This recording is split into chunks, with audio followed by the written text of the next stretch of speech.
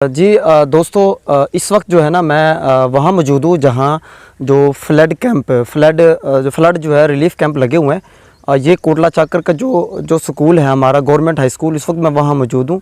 और अभी हम आपको पता दरिया पर मौजूद थे और वहाँ जो है ना हमें एसी साहब का इंटरव्यू भी लिया था और सारी सूरत हाल से आपको आगाह किया था। और यहाँ देखिए मैंने जैसे बताया कि सूरत हाल बहुत ही ख़तरनाक है और पानी का बहाव बहुत ज़्यादा है और ऐसे लग रहा है कि जो हुकूमत ने यहाँ पहले ही इंतज़ामात कर चुकी है।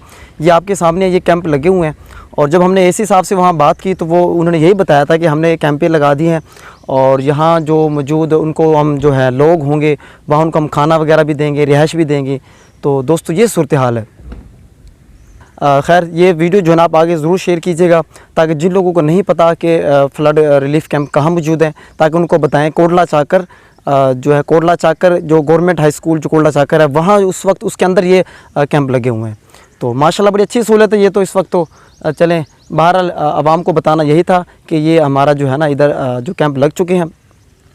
और दोस्तों इस वीडियो को आगे शेयर कीजिएगा ताकि जो लोग हैं जो भी मुतासरीन होंगे वो यहाँ आकर जो है ना अपने इंतज़ामात कर लें और यहाँ अपनी जो हुकूमत की जो सहूलियात हैं उनसे इस्तिफ़ादा हासिल कर सकें।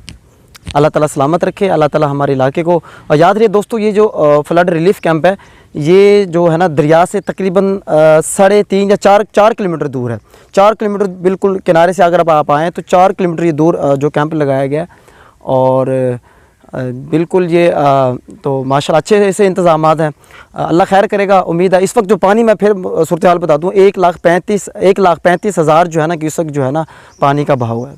तो अल्लाह ताला से दुआ, अल्लाह ताला हमारे जो इलाके को हमारे मुल्क को सलामत रखे। बहुत बहुत शुक्रिया। अल्लाह हाफ़िज़।